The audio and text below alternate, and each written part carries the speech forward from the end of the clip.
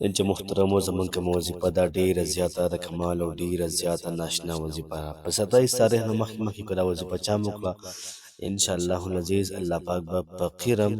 دا به مالداره کړي دغه رنګه محترمو که چا رشته نه کېږي د رشتې دپاره انتهایي پاورفل اسم اعظم دی ځکه نبی کریم صلی الله علیه و وسلم په مخکې او صحابي دا کلمات ولوستل د دواړو جهانو سردار او فرمایل چې څه دوام دا سړی کوي په دې اسم اعظم باندې الله پاک بولا دا کار پوره کوي نو که تاسو د کاروبار دپاره کوئ که تاسو د رزق دپاره کوئ که ستاسو انتهایي سختترین حاجت یا انتهایي سختترین مشکل انشاءالله العزیز الله پاک به هر یو کال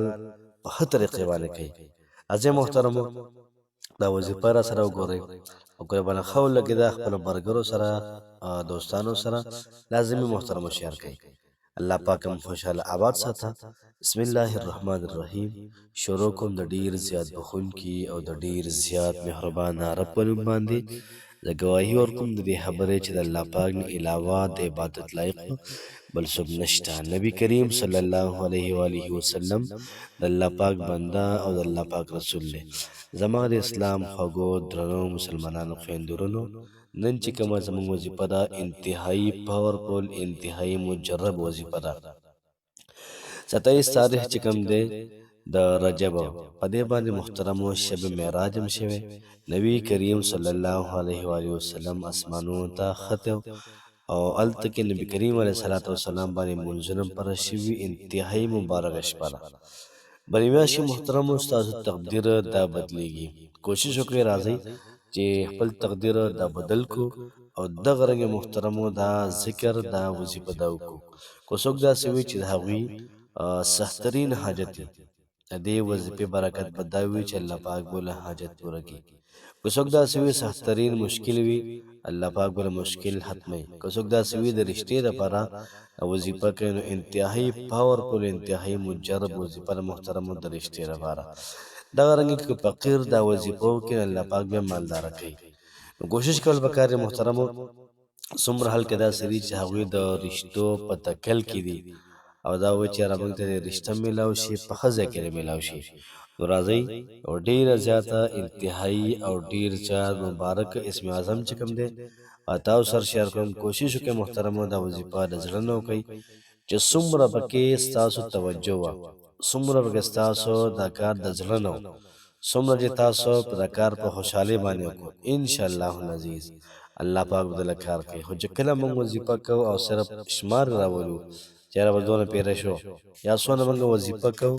او په ځان باندې بوج ګڼو چې یاره دا کار دونه پیرې کول غواړي او دونه وشو بیا محترم مسله دا به خرابېږي نو کوشش وکړو دا کلمات در سره محفوظ هم کړئ سکرین شاټ هم تېوالی او د ژوند حصه سازه کړئ انشاءالله العزیز